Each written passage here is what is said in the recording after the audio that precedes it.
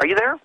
No, I'm just listening to what you're saying. Oh, okay. I do want to say this for your audience, and I'm not bragging, okay? It just has to be a fact. I've written the definitive book on the three biggest murder cases of the last half century, the Manson case, the Simpson case, and the Kennedy assassination. Now, how am I able to do this? Because my only master, Alex, I have no other master, is the evidence. I look for the evidence, then I evaluate it, and I draw inferences from it. Just last month, at the invitation of the Pentagon, I gave a 3-hour lecture to Marine prosecutors down at Camp Pendleton. Everything I say in this book, Divinity of Doubt, I support. You may not agree with the support, but I give a lot of support for everything that I say, and I want your audience to know that about me.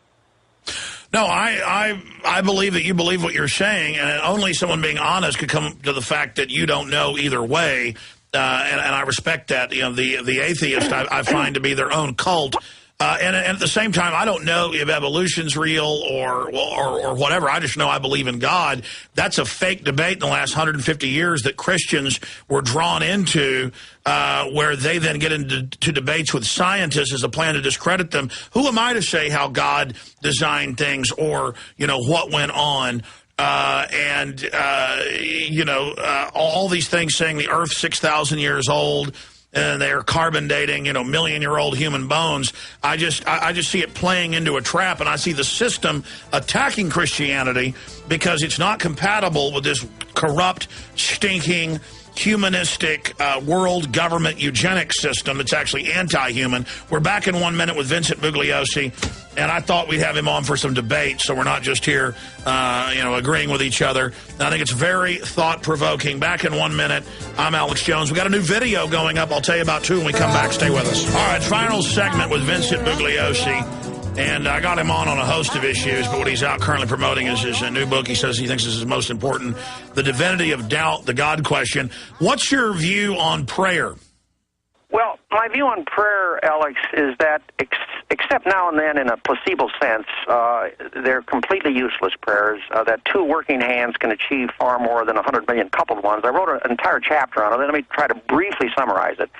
If people pray for something, let's say a promotion or whatever it is, and they get what they prayed for, causing them to believe that, quote, God answered my prayers. You've heard people say that.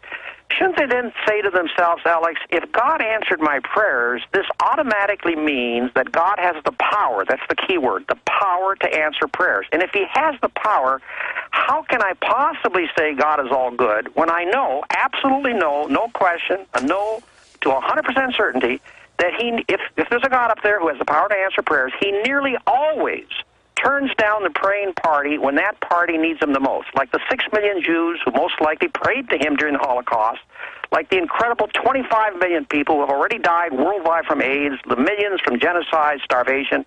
The fact that we know God turned these millions of people down, telling them in effect, get lost, take a walk, should tell us that God not only is not all good, but he doesn't answer prayers. And if we happen to get what we prayed for, Alex, it had nothing to do with God. Look, if God answers prayers, Alex, and he's all good, why doesn't he ever answer the prayers for peace? There have been literally billions upon billions of prayers for peace down through the years. Yet groups and factions... Well, here's the issue. Look.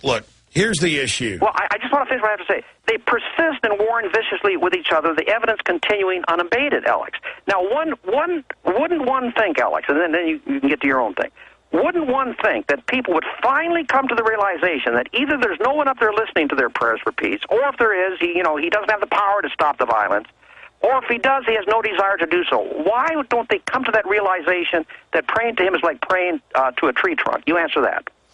Vincent Diablo Bugliosi is our guest. I'm just joking. And obviously, if you don't know if God exists, you don't know if the devil exists, Vincent? No, I don't know. God may exist, and maybe the devil does too. I don't know these things. Let me say something else, and this is going to be a tough one for you, but you're very, very bright, you're very sharp, but this is going to be a tough one.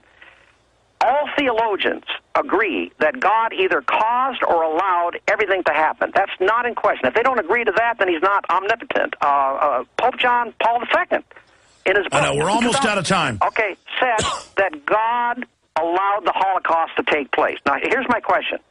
Whenever there's a catastrophe, like 9/11, for instance, millions immediately run to their church, synagogue, other place of worship, to pray for the victims and their loved ones to the very entity who caused or allowed the horror to take place. No, we've already been over this. God gives us free will, and you know, there's no doubt that there is providence, and miraculous things have been documented over and over again. I'm not denying that. But if it's part of God's larger plan, so, you know, it's like the country song, some of, you know, God's greatest gifts were unanswered prayers. Who is that?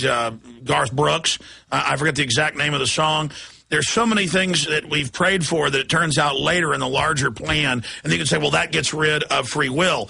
I mean, it's basically a larger plan, but with free will. It's a combination of all those things put together, just like the universe is. It's a very complex situation, but we know there's a lot of things going on. I agree with you 100%. A lot of things going on. But how do you pray to the very entity that caused or allowed, at least, the horror to take place? How do you do that? It doesn't make sense. You know what? God doesn't, you know, didn't make Charlie Manson go out and cut the baby or have his minions cut the baby out of Sharon Tate. No, but he knew it was going to happen before it happened, and he didn't stop it, Alex. He did not. He knew it was going to happen. He had the power to stop it, and he did not do so. And I'll guarantee you that the people that happened to made decisions in their life and things that went on that, again, overall, with the sum total, basically, it's what we all do in life then affects each other. Hey, Vincent, amazing discussion, and I look forward to speaking to you soon. I want to get you back on about the Mansons. I appreciate it.